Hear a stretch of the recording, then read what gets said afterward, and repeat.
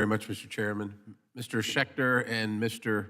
Marinos, during last month's hearing on cybersecurity threats, I had an interesting back and forth with Mr. Scott Belcher from the Mineta Institute regarding the increased cybersecurity threats associated with the transition to electric buses and the fact that it brings with it a whole new level of cyber exposure and other security risks not previously anticipated.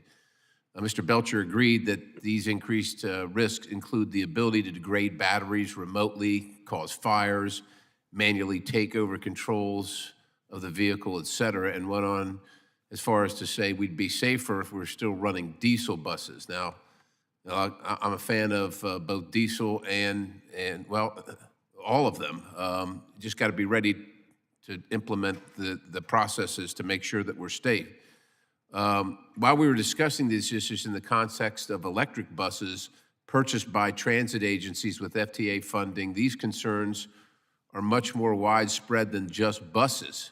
In fact, the same concerns apply to electric vehicles owned either by the government or by private citizens and the associated charging infrastructure. I wonder if either of you can expand on the significant increase in cybersecurity risks and threats we should expect as the result of the reckless pursuit of an electrified vehicle fleet by the majority, this administration, and unfortunately, some socialist voting members of my own party. Can you expand upon what we can expect?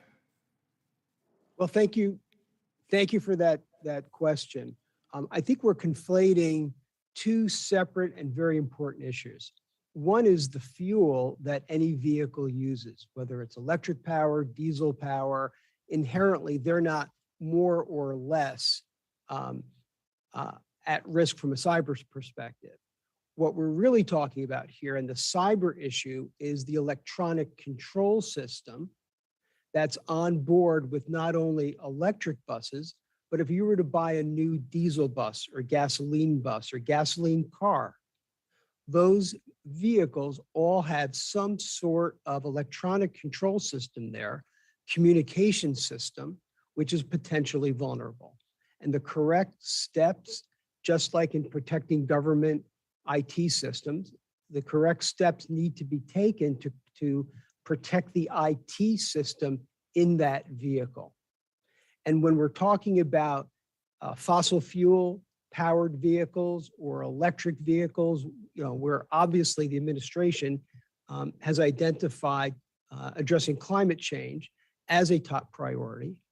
And if we take the conversation to the subject of this hearing, which is cybersecurity, there are means and mechanisms of protecting those vehicles, intelligent systems on board, and we need to do that. And there's several organizations within DOT at work on that right now. Mr. Marinos? Yes, Congressman, we've looked at issues with respect to modern vehicle cybersecurity over the last several years. And indeed, whether the fuel is gas or electric, the reality is that we're seeing an increase in the number of interfaces, the number of chips that are being placed, and the systems that those chips are powering. In fact, that's what we're seeing right now as one of the challenges in terms of supply chain, is having those chips to be able to manufacture new cars regardless of the fuel. The reality is that if those interfaces are not properly secured, they can be exploited through direct physical access and even remotely as well. I think the reality, and maybe the very important element to this, is the need for our workforce to be able to be in the best position to oversee these types of automated technologies. And as we reported back earlier this year, we think that the Department of Transportation needs to take a close look at its workforce to make sure that as vehicles become more and more autonomous, that they have the appropriate folks in place to oversee that type of technology. Given DOT's lackluster cybersecurity posture at this moment, do you think they're prepared to deal with a massive increase in risk? And I would characterize, while I know that all of them have electronic interfaces, chips, and so on and so forth, not all of them have the ability to set the battery on fire if they're not battery powered, if the battery's just in there to start the vehicle. But would you say that they are prepared to deal with the increase in risk?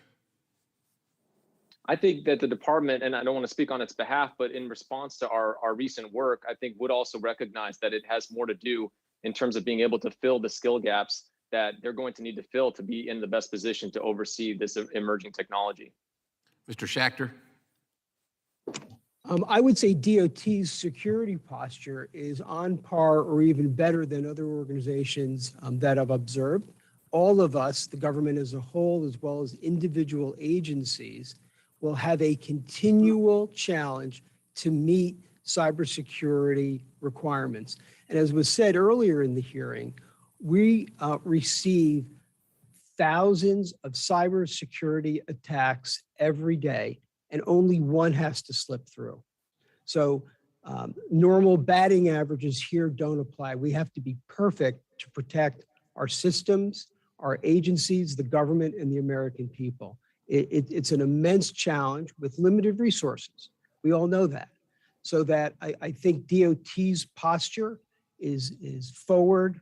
Its attempts to include some of the very latest technologies. We were already on the road to many of the items that are contained in President Biden's executive order on cybersecurity before that executive order was issued. The audit that was referred to a little while ago by Mr. Dorsey regarding cloud services, they're seen as a best practice as opposed to desktop applications because they can be better protected from a common perimeter. And DOT had previously organized itself into using a common operating environment, unifying all of the operating modes, with the exception of FAA, into a single system, thereby providing one surface to protect from attacks. That's a best practice. We were there prior toward the The gentleman's prior time to the has executive expired. order. Thank you, Mr. Chairman. I yield.